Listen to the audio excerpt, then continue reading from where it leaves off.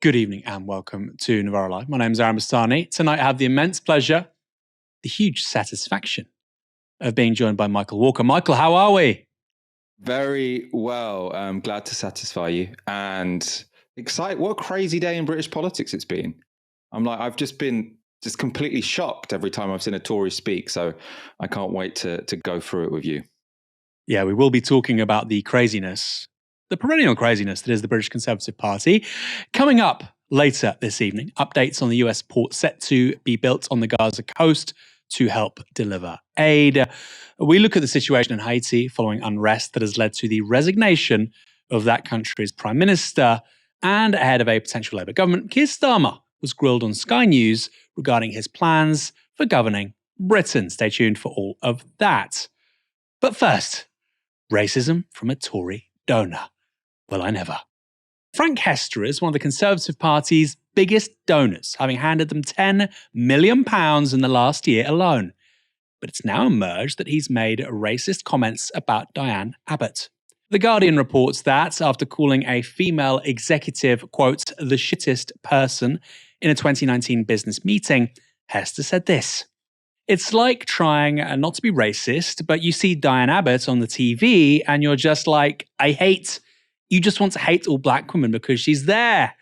I don't hate all black women at all, but I think she should be shot. The executive and Diane Abbott need to be shot." Hester's company, the Phoenix Partnership, has received over £400 million in NHS contracts since 2016. It released this comment about his remarks. Frank Hester accepts that he was rude about Diane Abbott in a private meeting several years ago, but his criticism had nothing to do with her gender or colour of skin. The Guardian is right when it quotes Frank saying he abhors racism, not least because he experienced it as a child of Irish immigrants in the 1970s.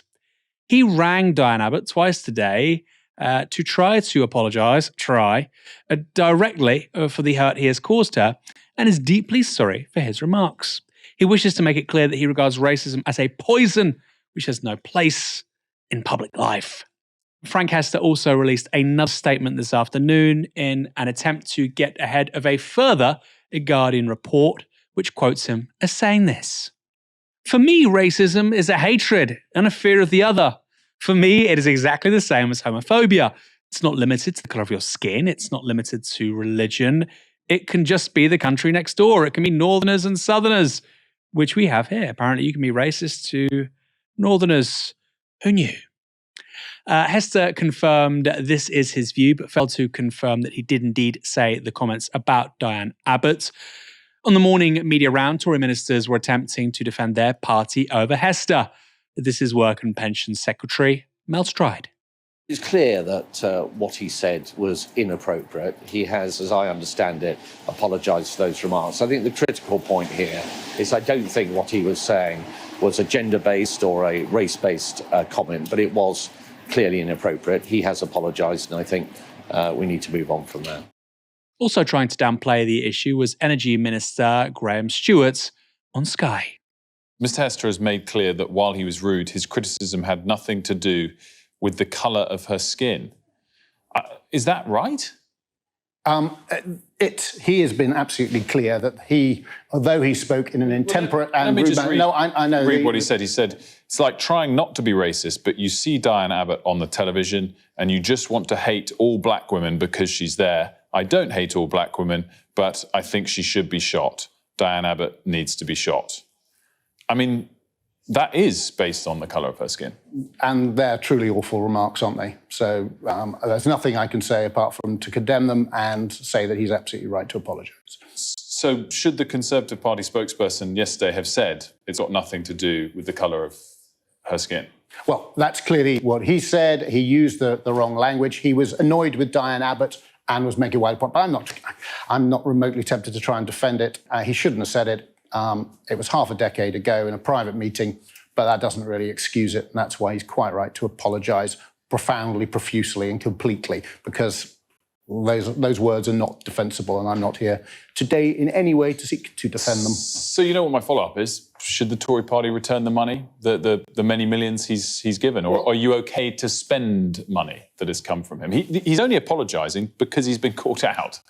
Yeah, and it's obviously, as I say, deeply regrettable. But everybody, we can't cancel anybody from participation in public life or indeed donating to parties because they said something intemperate and wrong in their past. And it's not my decision, but I do welcome those who support the Conservative Party to ensure that we have Rishi Sunak, of course, our first Hindu Prime Minister. You welcome. We welcome. You don't have to return. Not returning his money is something else. You're saying you welcome his money. No, I said I welcome all those who seek to ensure that our first Hindu Prime Minister stays Prime Minister and that we don't have Keir Starmer becoming Prime Minister of this country. So somebody else that might have said things like this in the past, you welcome their money? I'm saying that I welcome those who contribute, and I'm not here to sit in judgment on one remark. What a car crash. I'm not here to sit in judgment on one remark. You did. Literally a minute earlier, you say, those are awful remarks. That's judging them. My goodness, imagine these people in a general election campaign. We should say that Business Secretary Kemi Badenoch, who's also a Minister for Women and Equalities, has this afternoon called Hester's comments racist, as has Kwasi Kwarteng, both Tory MPs of colour, although Kwarteng is off come the next general election. Michael, those ministers we showed are clearly being briefed to say the comments were rude and inappropriate, but they're refusing to say they were either racist or sexist. What do you make of those responses? And secondly, what do you make of Badenoch, who's very ambitious, very talented in her own way, breaking ranks with number 10? Mel Stride was just repeating a line which the Conservative Party spokesperson or the Prime Minister's spokesperson said yesterday, which is these comments had nothing to do with race or gender. He literally said, it makes you want to hate black women. Like it could not be any more explicit. You know, like in the anti-Semitism debate, when it comes to Labour, sometimes you sort of say, oh, they've used a trope, and they say, well, they didn't, you know, maybe they've said that they were powerful and rich or something, and that is a trope, but they only said it, they didn't say it because they were Jewish, right? You know, there are lots of situations where one might accuse someone else of racism. You know, you've got a black politician and you say they're very aggressive, and you say, well, I didn't say that because they were black, I said that because I think they're aggressive in this situation. There are grey areas when it comes to racism, and often someone's intentions aren't clear, right? So it's not always completely black and white. This one is. He said, you just want to hate all black women and she should be shot, right? It does not get any more clear cut than that, right? Black women, right? He's not talking about Diane Abbott as Diane Abbott. He's saying he hates Diane Abbott and that makes him want to hate all black women, right? It's an open and shut case. And to have all of these Tory MPs go out there and pretend it's anything other than that is frankly bizarre. I mean, I don't know how much they need this £10 million, right? I mean, another element of this story, right, is he's their biggest donor and his whole career is based on getting contracts from the state. Now, I've got no idea if his IT company is the best in the business. Maybe his company is better at record keeping for the NHS than anyone else, right? But this guy has become a multi-millionaire by winning these contracts. How is it appropriate for him to be the biggest donor to the main party, to the governing party? I mean, the Kemi Badenoch thing you mentioned there as well is interesting because, you know, Kemi Badenoch isn't to the left of the Conservative Party when it comes to sort of issues about race and identity. In a way, she's often sort of fronting their message to sort of say, oh, no, this thing that you think is racist isn't racist. You know, so she's very critical of sort of ideas of structural racism, sort of saying if there is a disparity, that's not necessarily because of racism. It could be for any number of reasons. It's obviously very critical of sort of definitions of Islamophobia. So she is not left wing on racism issues, but she is a black woman, right? And she's read this comment and she's like, I cannot possibly read that comment and not say it's both racist and misogynist. I think it's really, really embarrassing for the Conservative Party that the only people who seem to have come out and broken ranks, right? It's not because of their political leanings. It's not because they sort of have, you know, there is a faction of the Tory party that has a different perspective on race to other factions for sort of some ideological or philosophical reason. It's just there aren't the black politicians in the Conservative Party aren't willing to go along with this complete farce that you can say you don't like a black person, say that makes you want to hate all black people, and then pretend that the hatred has nothing to do with race. Like it's completely bizarre. And yeah, Kemi Badenoch isn't willing to pretend. I mean, maybe it's because, as you say, she's hopeful for a future Tory leadership election. It might just be that there's a limit to what she can go along with, and saying that it's this clearly racist statement is not racist is something she's not willing to do. Who knows? I should say, Michael, as well. It's interesting, isn't it? All the stick that was thrown at Jeremy Corbyn for being, allegedly anti-Semitic. If only he had donated money to the Tory party, he would have been fine. Now we know how to rebut these claims coming from the right. Diane Abbott herself has released this statement in response. It is frightening. I live in Hackney and do not drive, so I find myself at weekends popping on a bus or even walking places more than most MPs. I am a single woman, and that makes me vulnerable anyway. But to hear someone talking like this is worrying. For all of my career as an MP, I thought it important not to live in a bubble, but to mix and mingle with ordinary people. The fact that 2 MPs have been murdered in recent years makes talk like this all the more alarming. I'm currently not a member of the Parliamentary Labour Party, but remain a member of the Labour Party itself, so I am hoping for the public support of Keir Starmer. Abbott is referring there to her suspension from the Parliamentary Labour Party. Keir Starmer removed the whip from Abbott almost a year ago, after she wrote a letter to The Guardian saying that racism could only be experienced by people of colour, while minorities who are racialised as white may experience prejudice. Abbott immediately retracted that letter and apologised. And yet the whip still hasn't been returned to her, a fact that even Labour rights stalwart and former Shadow Chancellor Ed Balls pointed out.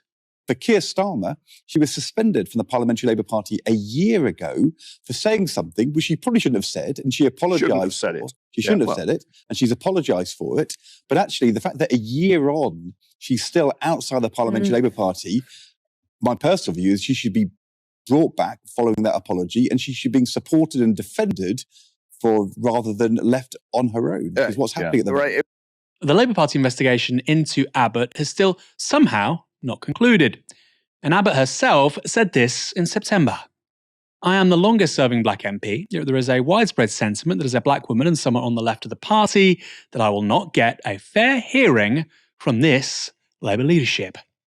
In that context, it's more than a little rich for Labour MPs and bigwigs to now be calling out a Tory for abusing Diane Abbott. This is what Keir Starmer had to say. Comments about Diane Abbott are just abhorrent. Diane has been a trailblazer. She has paved the way for others. She's probably faced more abuse than any other politician over the years on a sustained basis. And I'm sorry, this apology this morning that is pretending that what was said wasn't racist or anything to do with the fact she's a woman, I don't buy that, I'm afraid. And I think that it's time the Tory party called it out and returned the money.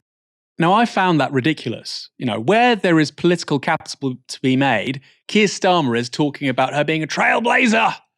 She's an extraordinary person, but I won't give her the whip back. When you can knock the other side, he'll sing her praises. And yet, in other circumstances, she's seemingly a liability, doesn't even deserve to be in the same party. Now, Starmer's record on dealing with anti-black racism isn't the best. Black Labour MPs wrote to him last year, warning they were, quote, losing faith in his efforts to tackle a hierarchy of racism in the party. And that's a reference to the Bombshell Ford report published in 2022. It found, quote, serious problems of discrimination in the operations of the party. Labour MP Jess Phillips criticised Conservatives defending Hester's comments by saying this. If it's indefensible, why try to defend it? Conservatives are so afraid of calling out racism when their own do it because they want to be seen as a little bit racist. This wasn't a little bit. It's not because they don't want to give the money back, it's because they are worried about offending racists. Now, this is the same Jess Phillips who claimed, quote, I told Diane Abbott to fuck off during a row about feminism in 2015.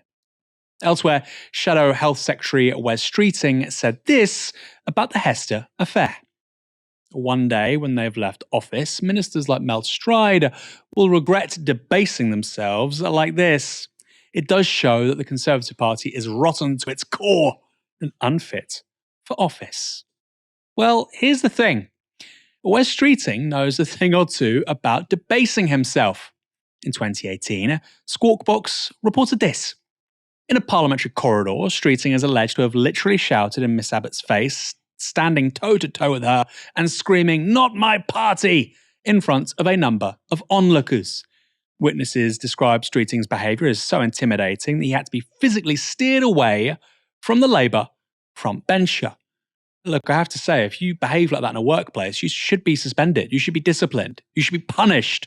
But of course, if the Labour leader, prior to 2020, Jeremy Corbyn, did anything, if he tried to sort of have any kind of discipline you would associate with a normal professional work environment, he would be battered from pillar to post by the media. Michael, there's a few things to unpack here. Obviously, I don't want to steer the conversation too far away from the substance of what this idiot has said. But at the same time, in particular, Keir Starmer's comments really struck me as so extraordinarily opportunistic. You know, here is an opportunity over the course of several days to bash the Conservative Party. So all of a sudden, I'm going to sing Diane Abbott's praises. He called her a trailblazer.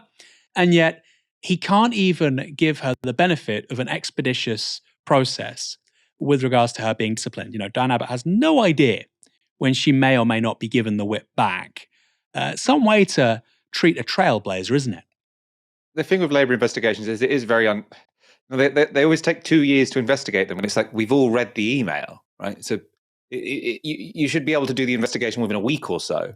I suppose, you know, it's important to say it's not inconsistent to say that Diane Abbott is a trailblazer, that this racism which has been directed at her is appalling, and that she sent a really quite offensive letter actually to the Observer, and then apologised to it. And it's not inconsistent to say, and therefore she shouldn't get the whip back. Like, obviously, I want her to get the whip back.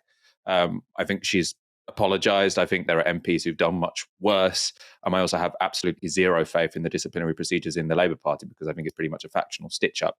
But it's not, you know, Keir Starmer can stand there and, you know, it's not ridiculous for him to say she's a trailblazer, but she's made a mistake, which is so big that I'm not going to let her back into the party. And also I'm absolutely, you know, repulsed to see the racism which is being directed at her.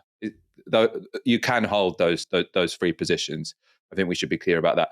As well with sort of the Wes Streeting and the Jess Phillips case, I suppose in my previous answer, I'm sort of saying sometimes it is sort of difficult to know for sure whether or not racism or racial insensitivity has been a sort of factor in a conflict or a disagreement. And I suppose in both the Wes Streeting and the Jess Phillips case, it is ambiguous. And so for them to sort of say, well, this Tory donor has said something which is clearly racist just because they have had a previous disagreement with Diane Abbott, even if we don't like how they behaved. Again, it's not completely inconsistent. So, yeah, I would be reluctant to say, oh, God, they haven't got a goddamn leg to stand on, because the things that have happened in the Labour Party are quite different to what this Tory donor has said, and then the Conservative Party saying there's absolutely nothing wrong with it, or if anything, it's a little bit intemperate, but it's not racist or sexist.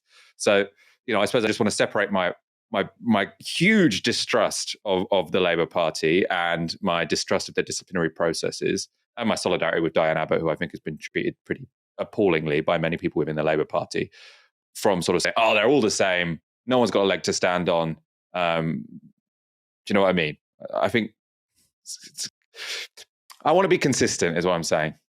Well, Michael, on the consistency point, you know, if you look at the substance of what was coming out in the Labour Leaks documents, there were Labour staffers coordinating with mainstream media journalists who wanted to know where Diane Abbott was, to effectively intimidate her, persecute her. And no, nobody was saying, they were saying some pretty bad things, by the way, including about Clive Lewis. Nobody was saying anything on this level. But I do find it extraordinary, Michael, that you had a party apparatus, her own side, were coordinating a campaign of malevolent persecution by the media, and that's kind of just pushed under the rug. And, you know, you have Wes Streeting. Michael, Diane Abbott now is 70 years old. You know, she would have been in her late 60s when that episode with Wes Streeting happened. You know, you're a bit younger than Wes Streeting. I'm about the same age. If you were being pulled away by colleagues because you were screaming at a woman in her late 60s, regardless of her skin colour, I think you should be ashamed, frankly. So him using those words, I find, frankly, ridiculous. But I think you're right. My goodness. It's almost hard to believe this story, right? And like you say, finally, the Tories who say, well, this isn't racist. Imagine if Ash Sarkar had said, I see this white guy on TV, it makes me want to hate all white people. My God, that would be played 24 hours a day, 7 days a week across all the across the whole mainstream media, LBC phone-ins, James O'Brien breakdowns, front pages on The Sun. It would all be there. Haiti's unelected Prime Minister, Ariel Henry, has resigned after violence rocked the country's capital, Port-au-Prince, and caused a state of emergency to be declared. On the 29th of February, a series of attacks carried out by armed groups took place on government buildings and police stations in the capital and led to the release of 4,000 prisoners from the country's jails. In the days that followed, the disparate armed groups joined forces to oust Prime Minister, promising genocide if Henry did not step down. The United Nations estimates that thousands of people have been killed in the violence, with hundreds of thousands displaced. There have also been widespread reports of rape, torture, and kidnaps. Henry is currently in Puerto Rico, blocked from returning to Haiti by the closure of the airport and threats of violence. He made this statement following his resignation. For more than a week, our country has experienced an increase in acts of violence of all kinds perpetrated against the population. Assassinations, attacks against law enforcement, looting, systematic destruction of public and private buildings. We deplore the numerous losses of human life. The government that I lead cannot remain indifferent to the situation. As I've always said, no sacrifice is too great for our common homeland, Haiti. I'm asking all Haitians to remain calm and do everything they can for peace and stability to come back as fast as possible. Haitian leaders have now met in Jamaica to form a transitional government, but it's not clear that's going to satisfy the armed groups. Jimmy Barbecue Cherizier is a former policeman and now Haiti's most powerful paramilitary leader. He told reporters that if the international community backed a transitional government, it would, quote, plunge Haiti into further chaos. He added this: we Haitians have to decide who is going to be the head of the country and what model of government we want. We're also going to figure out how to get Haiti out of the misery it's in now. It's not clear how seriously to take that statement. The armed groups certainly seem to have political aims, but they're also reported to be funded by Haitian oligarchs based abroad and are armed with US weapons. But Cherizier is right to point out that Haitians have never been free to choose how their country is run. Ariel Henry came to power in 2021 following the assassination of Jovenel Moïse. His role was supposed to be temporary, but elections that were promised never materialized. In fact, Haiti has not had an election since 2016, and under Henry's watch, poverty in the world's poorest country increased dramatically. Last year, 97% of households in some areas suffered from severe hunger. That was according to aid agencies. And meanwhile, 280,000 children under 6 are expected to suffer acute malnutrition this year. But it would be unfair to place all of the blame for that situation at the feet of the most recent Prime Minister. After all, he's just the latest in a long line of Western-backed leaders who've stood in the way of self-determination for the Haitian population. In 1990, Jean-Bertrand Aristide became Haiti's first ever democratically elected president until he was ousted by a military-led coup the following year. In 1994, he was restored to power following the collapse of the military regime under US-led pressure. But in 2004, right-wing paramilitaries backed by the US, France, and Canada invaded the country from the neighboring Dominican Republic. They ransacked the country and forced Aristide into exile. The 2004 coup happened after Aristide demanded $21 billion in reparations from France. That was for the money Haitians paid to the country over the course of, get this, 120 years to buy their own freedom from French slavery. And that coup was followed by more than a decade of foreign intervention. UN soldiers stationed in Haiti committed abuses against the civilian population, while foreign governments repeatedly interfered in every attempt to exercise democracy. In 2010, Haiti held an election following a devastating earthquake. Jemima Pierre is a Haitian-American professor at the University of British Columbia.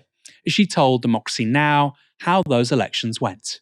One of the key things that happened is in 2010, after the earthquake in Haiti that killed hundreds of thousands, where the U.S. pushed the sitting president, René Préval, to have elections. And in the WikiLeaks papers revealed to us later that Hillary Clinton actually flew to Haiti and changed the election results, where Michel Martelly of the PHTK political party did not make the first round, but the U.S. forced the Haitian Election Council to actually put him in the second round. And so establishing the PHTK, Michel Martelly, a neo-Devalierist, as Haiti's president, with under 20% of the people voting, with the largest political party in Haiti, La Valace, not being able to participate, we set the stage for what we see today. The US, along with allies in the region, appears once again set to determine Haiti's future. The Secretary of State Antony Blinken has travelled to the region to meet with CARICOM heads, that's the political union of American and Caribbean nations. Speaking ahead of that visit, State Department spokesperson Matthew Miller said this. The proposal that is on the table that CARICOM has developed over the past several days in consultation with Haitian stakeholders, in consultation with the United States, would expedite a political transition through the creation of a broad-based independent presidential college to steer the country toward the deployment of a multinational security support mission and free and fair elections. And that's what I expect the Secretary will be discussing with his colleagues. Jemima Pierre gave this assessment of that plan's chance of success. Now CARICOM is playing a different role where they're bringing the US, France, and Canada, the people who did the original sin, to pick our leaders again. And so the problem is, if this goes on, and if they don't take into account other solutions that Haitians have been putting together, in early 2021, you had La Famille Lavalas come up with Salut Public, which means that we need to start over and change the system. We had the Montana Accords. We have local groups that actually had a solution before the Moïse assassination. The U.S. government was trying to protect Moïse and basically ignored all these local solutions. And so now they cannot say that they're here to help Haiti as much as trying to figure out how to put in place another unpopular and illegal government. And so then we'll have the same problem a few years down the line. Haiti now has every appearance of a failed state. There is not a single elected government official anywhere in the country. Its parliament, justice system, and basic services are not functioning. Economic growth stands at zero, while inflation has been over 15% for 3 years straight. And all of that is the result of decades of foreign interference, UN occupation, and anti-democratic governments, leaving its population of 12 million people facing a deeply uncertain future. This is a really interesting piece of news from our top story. Diane Abbott has reported the Conservative Party's biggest ever donor to the police. That's being reported in The Independent. As I said, I don't know substantially what that means. The political optics of it certainly aren't good if you report it to the police. It'll be interesting to see any other Tory MPs defending him if there is any kind of investigation into this. I'd call him gentleman, but he's really not. He's an absolute scoundrel. In his State of the Union address last week, President Biden announced plans to build a temporary port to get aid into Gaza. Uncle Sam to the rescue. We may be selling F-35s to Israel and giving them billions in aid, but we can't just leave starving Palestinian kids to die. Yet, according to the Jerusalem Post, the person behind that proposal was Benjamin Netanyahu. The Jerusalem Post writes this.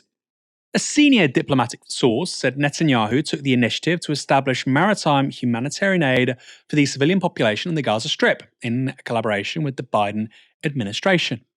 On October 22nd, 2 weeks following the war's outbreak, Netanyahu discussed with President Biden the concept of, quote, delivering humanitarian aid to Gaza via the sea, contingent on Israeli inspection in Cyprus. Then, October 31st, Prime Minister Netanyahu outlined this strategy to Cypriot President Nikos Christodoulidis, the source added. In addition, the matter was revisited on January 19th, this is several months later, during a dialogue between Prime Minister Netanyahu and the President of the United States, where Netanyahu proposed, according to the source, quote, I want to suggest setting up a team to explore maritime supply through Cyprus after a thorough inspection of all goods. Now, here are Joe Biden's precise words announcing the plans during that State of the Union address. The United States has been leading international efforts to get more humanitarian assistance into Gaza. Tonight, I'm directing the US military to lead an emergency mission to establish a temporary pier in the Mediterranean on the Gaza coast that can receive large ships carrying food, water, medicine, and temporary shelters. This temporary pier would enable a massive increase in the amount of humanitarian assistance getting into Gaza every day, but Israel must also do its part. Interesting. Israel must also do its part, and apparently the US has been leading. Really? It's leading by following the proposals of Benjamin Netanyahu, the guy arguably responsible, I think inarguably responsible, for overseeing war crimes in Gaza. But Israel must also do its part. Yet they're proposing they'll do their part, which is to check everything, which is to effectively maintain a siege beyond this one little exception. If this source is to be believed, the entire proposal is Israel's. Now, this story has credibility because Israel's Foreign Minister, Israel Katz, floated this exact idea while meeting with the EU officials and diplomats in January. He even apparently showed them a video of the proposal. What is more, Katz previously dropped similar plans for a floating island off the coast of Gaza while serving as transport minister in 2017. This would be patrolled by Israel, allowing supplies, energy, and water to reach the territory. And naturally, Katz wanted the international community to pay for all of this, by which he means the European and US taxpayer. Michael, what do you make of this story? It's one of those, you just think, my goodness, I know that, we're on the left, you're going to be critical of the US's role in international affairs, but I didn't realize it was so bad that the Israeli Prime Minister now fundamentally authors the centerpiece policy for an American president's State of the Union address. The mind boggles. It's interesting, isn't it? Because sort of sometimes we're talking about how Israel really wants to starve the Gazans in a sort of act of ethnic cleansing to get them all to leave. At the same time, they seem to be talking to the United States about building temporary piers, and sort of those two things seem somewhat inconsistent. Why does Netanyahu want to get food in there if he's trying to starve them? And I think there probably are kind of different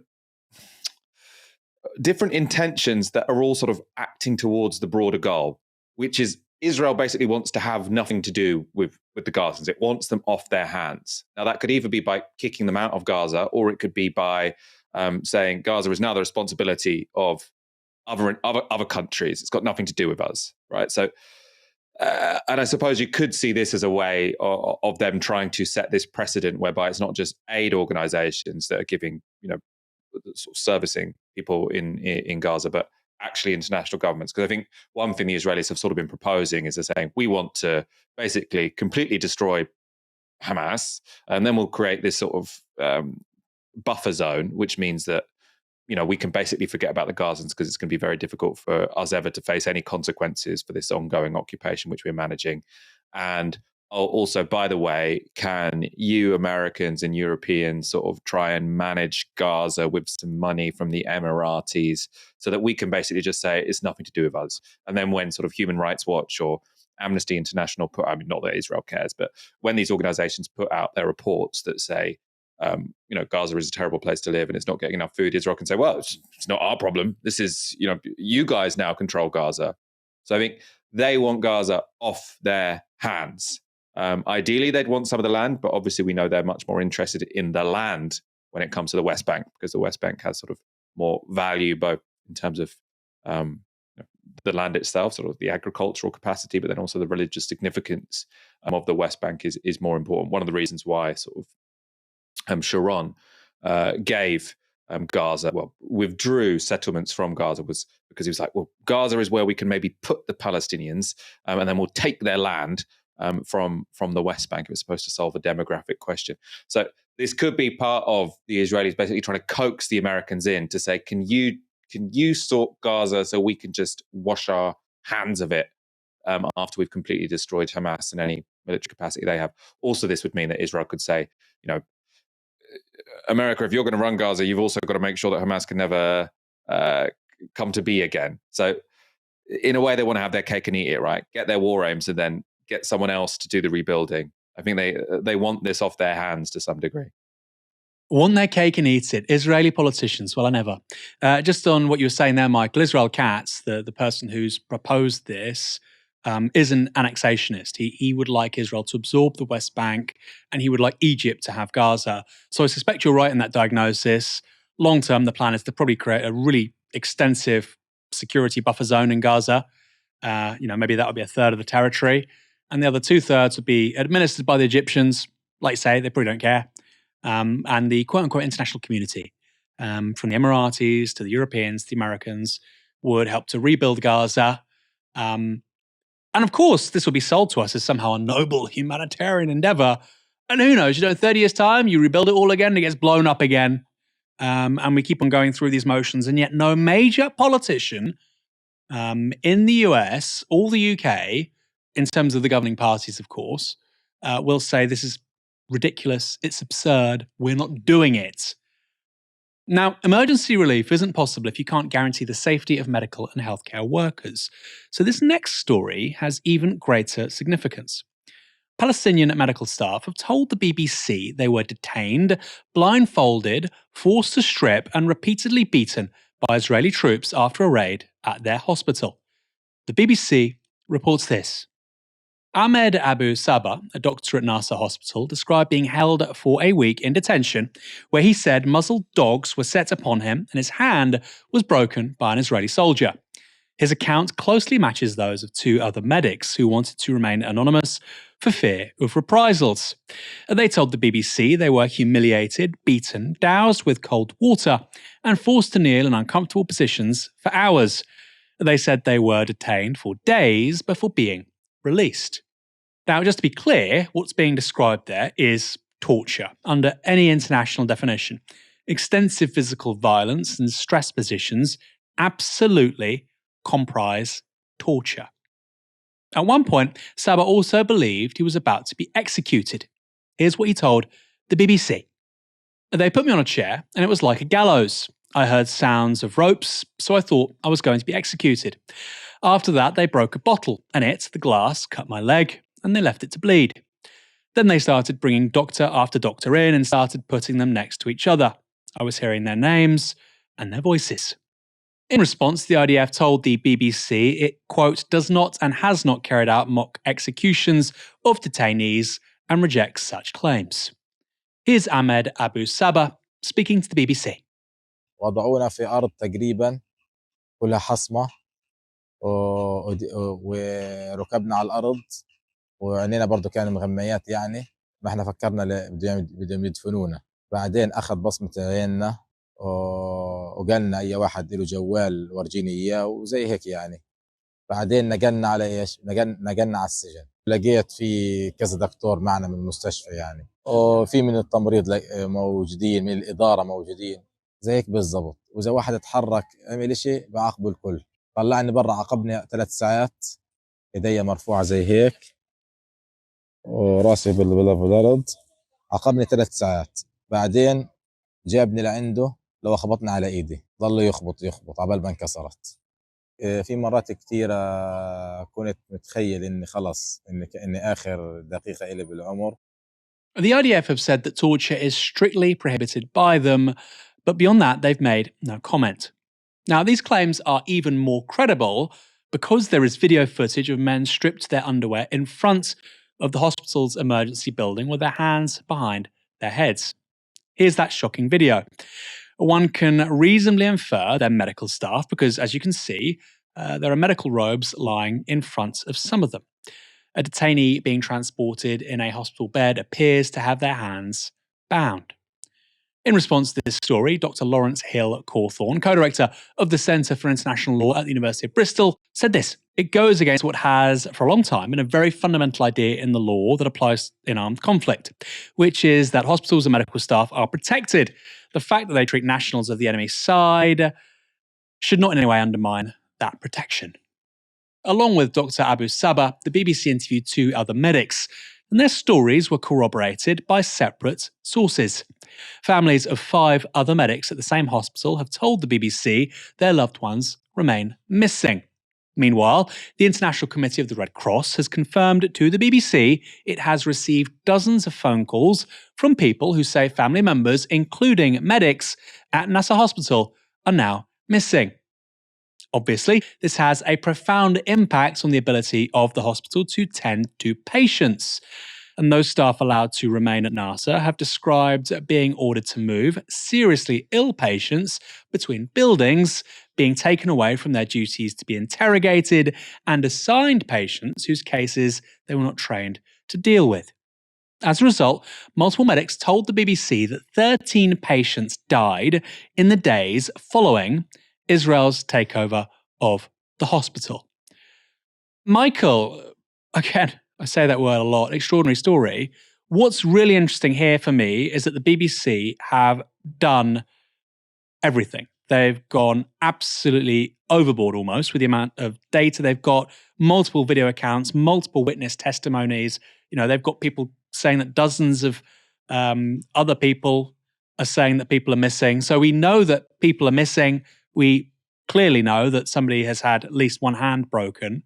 And we know that people were being held in front of the hospital, some of which were medical staff, naked, just in their underwear. A huge amount of information there. Israel not really saying anything beyond the fact that we don't use torture. What do you make of it? Particularly the fact that the BBC have really gone in such depth on this investigation. We have seen over and over again sort of many sort of mainstream media outlets in some of their prominent framing. We found it sort of deeply, let's say, overly sympathetic, let's say, or overly credulous towards sort of messages put out by the Israeli side. But then every now and again, we do get these reports from the BBC. I mean, there have been a number from the BBC, but we've even seen them from sort of CNN outlets, which is sort of historically and throughout most of this conflict have been fairly pro-Israel. They do investigations, and when they do the investigations, they find out that the Israelis, have done some atrocities and aren't being particularly honest about it. And I suppose we've talked about hospitals a lot since October the 7th and Israel's bombardment of Gaza. And I just think if you think of sort of the sequence of talking points when it comes to hospitals, so you've got the Al-Atli hospitals. That was the first time that we were all talking about hospitals, because there was this shelling of people outside the Al-Atli hospital. And then we heard the Israelis sort of say, oh, we wouldn't possibly do that. We would never, ever shell a hospital. It must have been a misfired Hamas rocket. And then we've got all the various sort of different perspectives and different arguments and theories when it came to how that explosion happened. But then within a month or so, you've got pretty much every hospital, within a couple of months, every hospital in Gaza has by that point been subject to shelling or raided or put under siege, right? And then suddenly the narrative has changed. It's not, oh, we would never attack a hospital. It's, oh, of course we're attacking the hospitals. That's because they've got loads of Hamas operatives under them. Then they get control of the hospitals. It turns out there aren't any huge command centers. There might be a couple of tunnels here or there, but there isn't this big command center under, it was the Al-Shifa hospital at that period, was there? And each time I feel like we've all almost sort of forgotten because we moved on. And now we're on this position where they're literally torturing doctors. So we would never bomb a hospital. We're bombing the hospitals, but only because we want to get to the Hamas headquarters underneath them. Now, you'd expect them to say we'd never torture doctors, but it seems like they're not denying this. And now we're literally torturing doctors. And I don't know how the hell they're going to justify this. I suppose the doctors, even though they've got these medical qualifications and have been, doing amputations with no anesthetic, they'll then be smeared as Hamas. Oh, of course we had to torture them. They were Hamas. Where will this end? And yet, you wouldn't have thought it would go this far. You know, if someone had said, when we were having this debate about sort of Al-Atli Hospital and everyone was saying, where would it have come from? Different visual analyses. Within 4 months, we're going to have an analysis which is showing that Israel's literally just torturing doctors, going into hospitals and torturing doctors. It's just, where can this end? Yeah, it really does defy belief. You have this meme almost where the Israelis say, we have the most moral army in the world. The IDF is the most moral army in the world. It's like it's the least moral army in the world. Russia and Ukraine has done many unsavory things, occupying US and UK forces in Iraq, particularly the US, obviously there's more of them, the same. But torturing medical staff, I mean, lining them up in front of a hospital and that's subsequently leading to patients dying.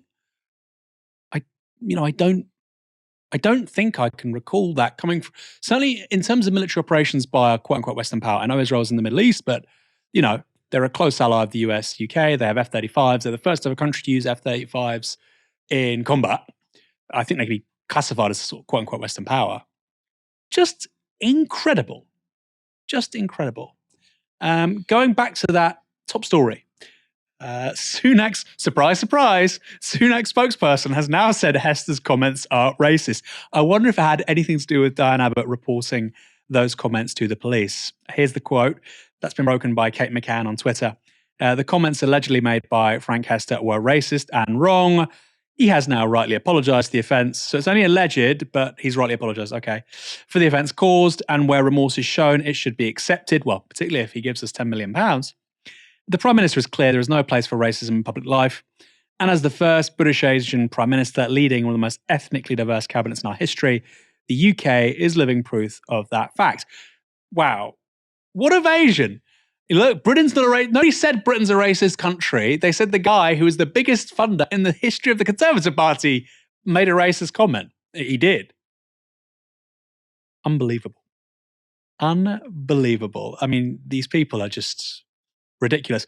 There's been talk recently, it was one story we didn't cover today, of a potential relaunch of the party in the Red Wall. They're going to use Boris Johnson. He's not that popular, but he's, believe it or not, still the most popular Conservative politician in the country, although Farage is more popular, according to YouGov anyway. They're going to use Boris and David Cameron. You think, okay, Cameron to sort of Lib Dem Tory waverers in the South, Boris Johnson to Brexiteer voters. Okay, might work. And then you see nonsense like this, and no, I think these guys really are rattled beyond even our comprehension here at Novara Media. Sophie Ridge from Sky News recently sat down with Keir Starmer for a one-on-one interview. While much of their conversation focused on Starmer's personal story, there were also some moments of political substance. In particular, the Labour leader was quizzed about whether his numbers add up. I want you to be honest with people. What are you going to do? Are you going to become the austerity Prime Minister if you win the election?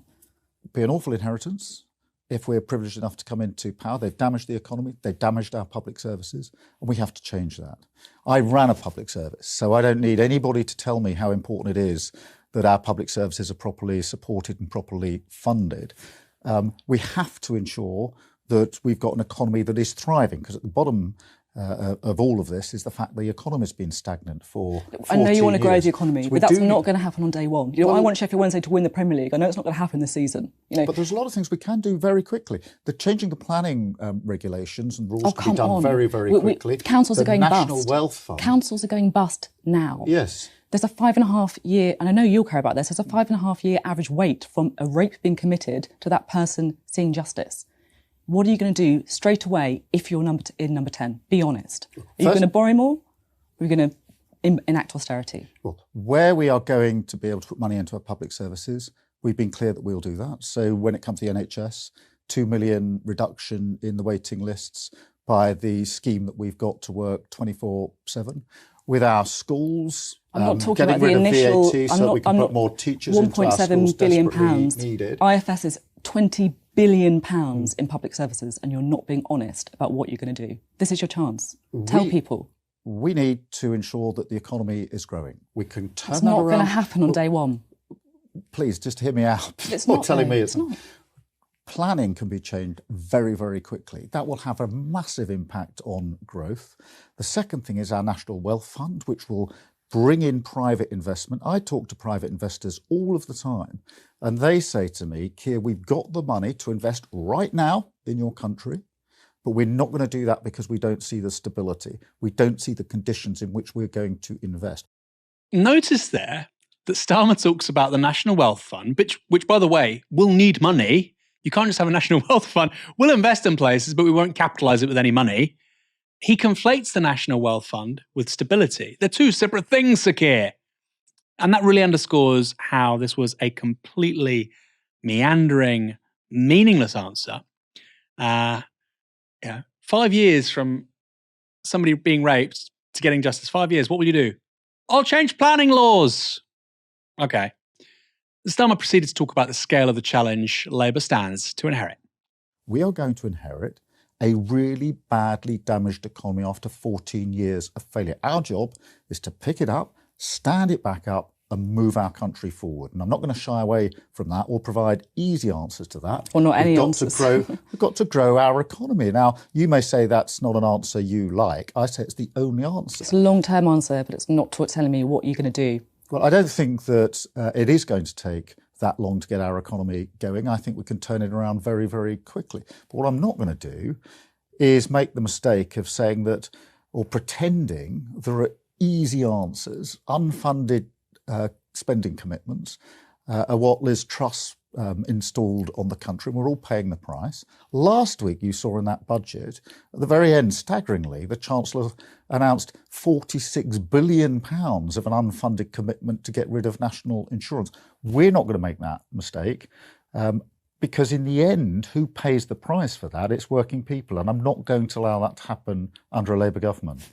It's really important that we're honest about what Labour stands to inherit. That's pretty much the only moment, I think, of insight from Keir Starmer over the whole 18-minute interview, particularly after the latest budget. Indeed, following that budget last week, Citibank, the American bank, said Britain would struggle to achieve its growth targets and that productivity growth would remain at around 0.5%.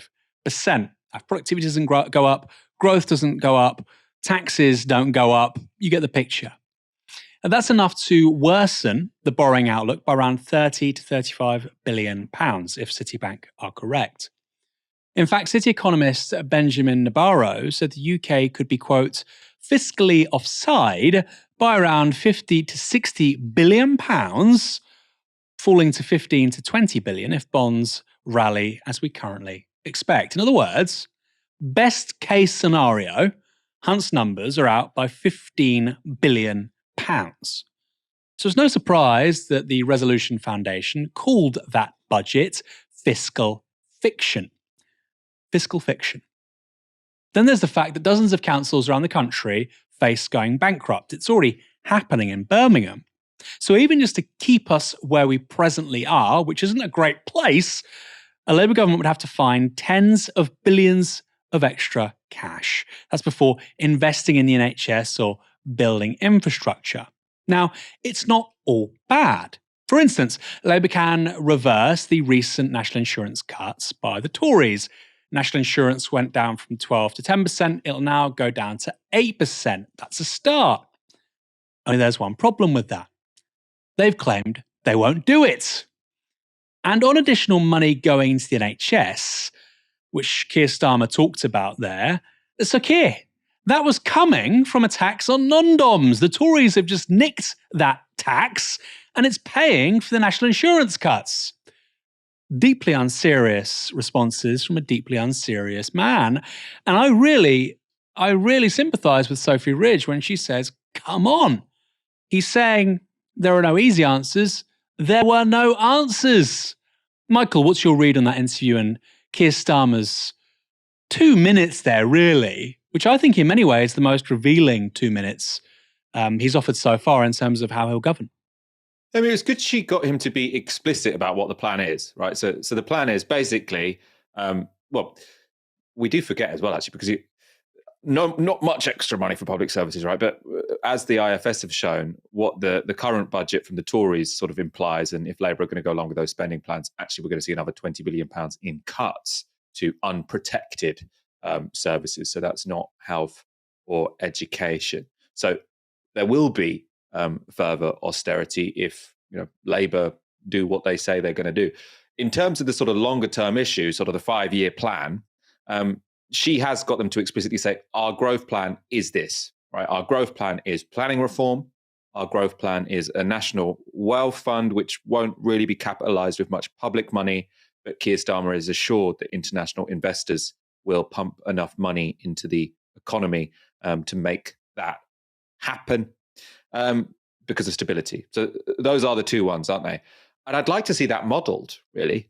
Because before it was a bit, it's less vague than it used to be. He said, we want growth, and sort of ended. We want growth, and we're going to get there by planning reform, and we're going to get there by having some international investment because we offer stability. Maybe, can we see that fleshed out, right? Can we see some modeling? Can we see an academic paper or a paper from a think tank that sort of really does suggest that those two policies, there are only two policies, right? So not a particularly ambitious plan, but these two policies, could that really up growth by 1% a year, or an amount which would be significant enough that you can keep to the same fiscal rules whilst not having a completely collapsed justice system, completely collapsed local councils? Because, by the way, those are both things which are outside of those protected areas. So those would expect, those £20 billion in annual cuts would be expected to hit local authorities and justice. So, yeah, we're closer to, I don't want to call it a plan because I think that would be overstating it.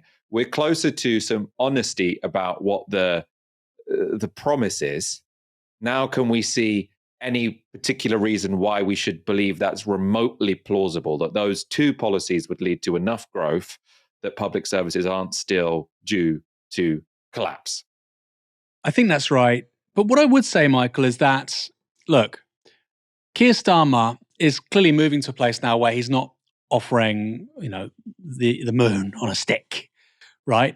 But like I said earlier, I think just to stand still, you're probably going to have to reverse these national insurance tax cuts, which, by the way, that's very easy to do because it's only just been sort of, people aren't, assuming that money's there. And that's a lot of money. You're looking at tens of billions of pounds from that. And by the way, I think they'll do that. I think they're going to have to do it. And I find this whole sort of argument so stupid. We're not going to lie to people, blah, blah. You're going to have to increase some taxes from somewhere. You are lying to people. And if you don't, it goes back to your point about local government, Michael, council tax will go up.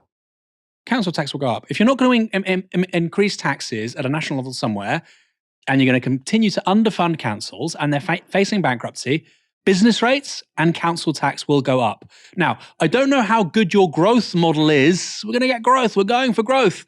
If you're going to have businesses bludgeoned by business rates being increased. By the way, Labour have committed to reforming business rates. Again, if you're going to get rid of business rates, where's the money going to come from? And my mother-in-law, Michael, I think she's a very wise woman. I'd love to hear your thoughts on this. She said, look, the Tories talk about tax cuts, but then your council tax goes up. They rob Peter to pay Paul. And I feel like, if the Tories weren't so remiss in that department, that would be a useful line of attack against the Labour Party, And I feel like we are headed towards permanent dysfunction in local government because at a national level, no political party is being honest about the need to increase some taxes. I wouldn't increase tax on working people. I would increase capital gains, for instance. They won't be honest about that. So, of course, councils have to increase council tax. Well, let them be hated. What's your read on that? Do you think we'd see a big rise in council tax? And how might Labour respond? Money has to come from somewhere, right? So either it's the case that planning reform and some international investors having new confidence because Keir Starmer's got a nice haircut, right? Either that brings around really intense growth, or taxes are going to have to be increased at a national or a local level, as you say, or they're going to have to change the sort of statutory obligations of councils. So councils at the moment, I think about 70% of their budgets goes on older people that need care, adult social care, and then children who have sort of extra needs. So councils are responsible for sort of getting them to special education schools. And this is sort of costing them lots of money. In part, I think, because there's a bit of some monopoly power when it comes to the service providers. So I suppose they could do something about that. But I think either you're going to have taxes increasing somewhere, or you're going to have services declining and actually statutory obligations of councils falling. So literally saying, okay, it was the case that you had to provide X, Y, Z for kids with learning difficulties. We're going to take away the Z. You just have to provide X, Y. Like, that's the only way you're going to make it work, unless all of these councils end up going bust. So I suppose it's, pick your poison. And yeah, Labour aren't being honest because they're saying we can have it all because suddenly we're going to get sort of Chinese-style growth because of some planning reform. Yeah, there's one comment here saying council tax is going up. I know, but you said 10%. Generally speaking, it's hard to push it above 5%. You need certain measures taking place. My point is, you ain't seen nothing yet, okay? Because if you continue to underfund local services, everybody is going to see council tax rises like they're about to see in Birmingham, 20% over 18 months. 20%. Not 5%, 20%. And that won't be the end of it. Because, of course, if you're caring for older people with an aging population, it ain't going south, is it? Finally, on Starmer, the Times published this story. Revealed Keir Starmer's plan to revolutionise the way Britain is governed. The party leader has plans for a powerful new executive cabinet and mission boards to focus on his priorities after the general election. Now, the short of this is that Starmer will create these mission boards to monitor progress for Labour's missions, things like net zero growth. And that executive cabinet will make key decisions in advance of them being presented to the cabinet proper. It will consist of Keir Starmer, obviously, Rachel Reeves, Angela Rayner, and Pat McFadden. Keir Starmer also intends to create a new policy delivery unit reporting directly to him, very presidential, which would concentrate on his priorities across Whitehall. He's also considering appointing a senior business figure to run that unit. Michael, there's some things I like about this. I think we should centralise more power in the Prime Minister. I think we should give some power away. We should devolve lots of power to regions, to cities. But I think where national government is tasked to do things, it should be accountable for them and deliver them. Is this showing how serious Starmer is about governing? Because on the one hand, talking to Sophie, she doesn't sound very serious. And then you read something like this and you think, okay, there's a bit of a strategy here about how to execute. I mean, in a way, the Labour Party are just trying to work out what can we possibly put in our manifesto that isn't going to cost any extra money, and this isn't going to cost any extra money. So, there's a very simple explanation as to why we're hearing this now, right? I don't necessarily think this is sort of they thought, what is the thing that we can do to bring about growth, and they've decided it's this. This is going to be the key to growth. I think they're like, what can we promise? We need some announcements. We can't spend any money, and this is a cheap thing to do. I suppose if you do want to look on the bright side, potentially you could argue that one of the reasons why nothing is working in Britain at the moment is partly because we had this false dogma of austerity, which seems to sort of be hanging around, unfortunately. But also, the Tory party have just been stagnant and obsessed with internal fights for a number of years now, so nothing really works. You're looking at Dominic Cummings' Twitter. I never know how much to believe the guy, but he sort of say, he tried to go in there, big plans, big projects, and everyone was too busy with factional infighting or sort of stagnant myopia that we couldn't get it done. So if you wanted to look on the bright side, you could say maybe getting a new bunch of guys in there who have been thinking about this for a while. They shouldn't really be sort of angling as to who's going to be the next leader as obsessively as they are in the Conservative Party. Maybe just that little bit of new energy and momentum will make governance a bit more effective than it has been for the past 5 years or so. But yeah, I mean, we're somewhat clutching at straws here, but I want to end on a positive. They will be better than the Tories. Quickly, to finish on this story, the subtext for me is that they're taking on the Treasury. If all of a sudden you're centralising power at number 10, it sounds like you're taking power away from the Treasury. I find this really interesting because, of course, you've had this story about the OBR will basically sign off on Labour policy. If it makes sense for the OBR, it happens. If it doesn't, it doesn't happen. I think that's ridiculous, but there you go, government by Quango. This sounds at odds with that because you're saying not government by Quango, we're centralising executive power at number 10. Very interesting, very interesting. We've not detected any tensions between Rachel Reeves and Keir Starmer, but that's interesting. That number 10, number 11 conflict, it hints at that. Michael, you've been very good this evening, as always. I'm used to seeing you in HD as the host, but it was good to see you coming from home. Your plant is looking very healthy. I trust a person who has green fingers. I've got a dying plant in the other part of my room. I've been lobbying also for a more HD camera, so I'll send some messages after this show. Good PR there to have the dying plant just out of shot. And thanks to all of you for tuning in tonight. My name's Aaron Bastani. You've been watching Novara Media. Good night.